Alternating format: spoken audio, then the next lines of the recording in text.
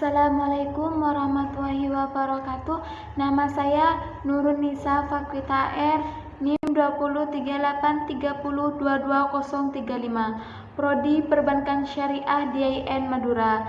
Di sini saya menjelaskan tentang faktor-faktor yang mempengaruhi akhlak. Faktor yang mempengaruhi akhlak memiliki 3 faktor, yaitu yang pertama faktor keturunan, yang kedua faktor lingkungan, dan yang ketiga faktor hidayah.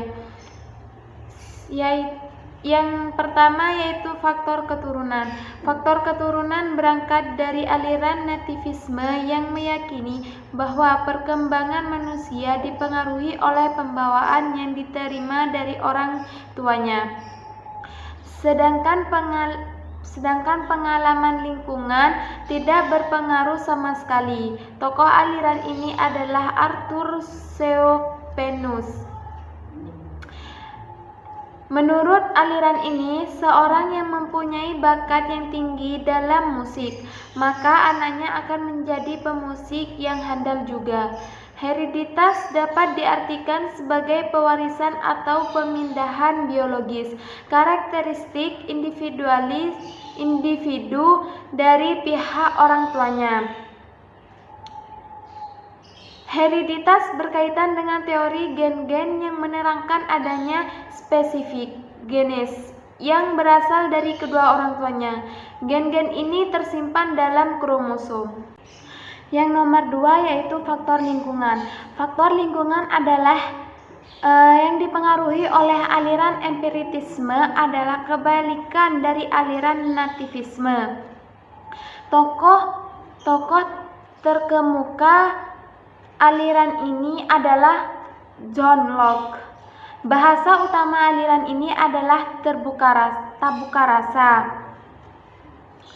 Suatu istilah dari bahasa Latin yang berarti lembaran kosong.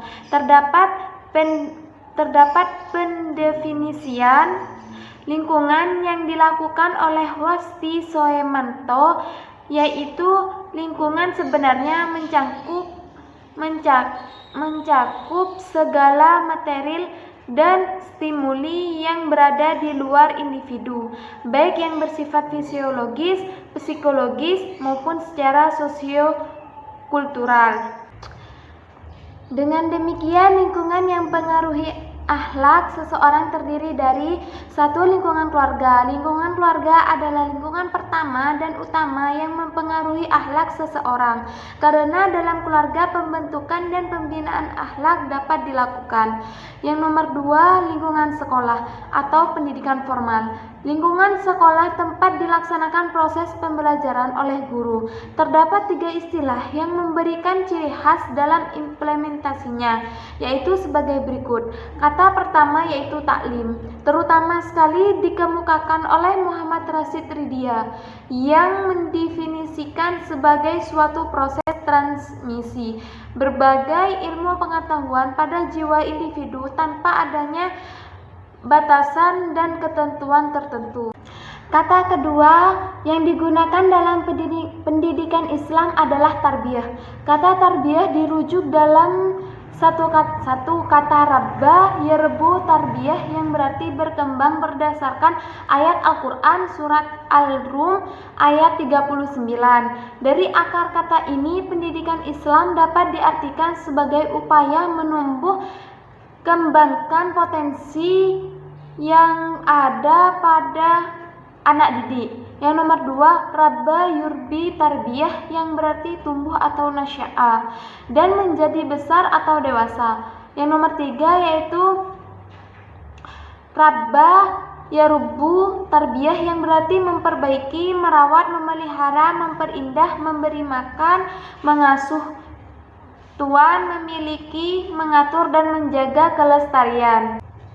Kata ketiga adalah takdib. Kata ini dipopulerkan oleh Syed Muhammad Naqib Al-Attar, yang menyatakan bahwa kata takdib lebih tepat digunakan terhadap pendidikan. Secara terminologi, beberapa ahli memberikan definisi pendidikan Islam. Menurut Abuddin Abudinata, pendidikan Islam adalah proses pembentukan individu berdasarkan ajaran Islam untuk mencapai derajat yang tinggi sehingga mampu melaksanakan fungsi kekhalifahannya dan berhasil mewujudkan kebahagiaan dunia dan akhirat. Yang nomor 3, lingkungan masyarakat sekitar. Akhlak sangat dibutuhkan dalam pergaulan di masyarakat, mengingat perkembangan dan perubahan di masyarakat yang semakin menjauhkan anak didik dari nilai-nilai dan ajaran Islam. Sebagai seorang muslim, perubahan dan perkembangan zaman adalah menuntut suatu kerja keras dan semangat juang tinggi dalam menghadapi berbagai tantangan zaman sebagai akibat dari perbuatan yang spektakuler selama ini.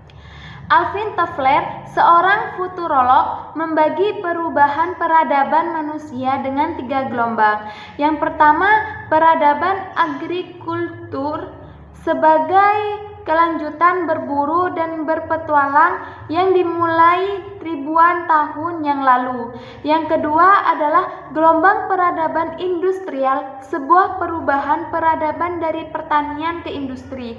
Yang ketiga adalah perubahan besar-besar terjadi yang disebut dengan revolusi baru yang dikenal dengan gelombang ketiga atau third wave. Dalam konteks peradaban industrial global, pendidikan Islam menghadapi berbagai tantangan yang tidak kecil, terutama sekali berkaitan dengan proses pemeliharaan dan pengalihan nilai-nilai antar generasi yang diyakini sebagai sumber moral, sumber nilai, dan sumber peradaban. Terakhir, ciri-ciri faktor. Yang C yaitu yang nomor 3, faktor hidayah. Faktor hidayah dalam perspektif Islam adalah sangat menentukan dalam membentuk dan membina akhlak Islami.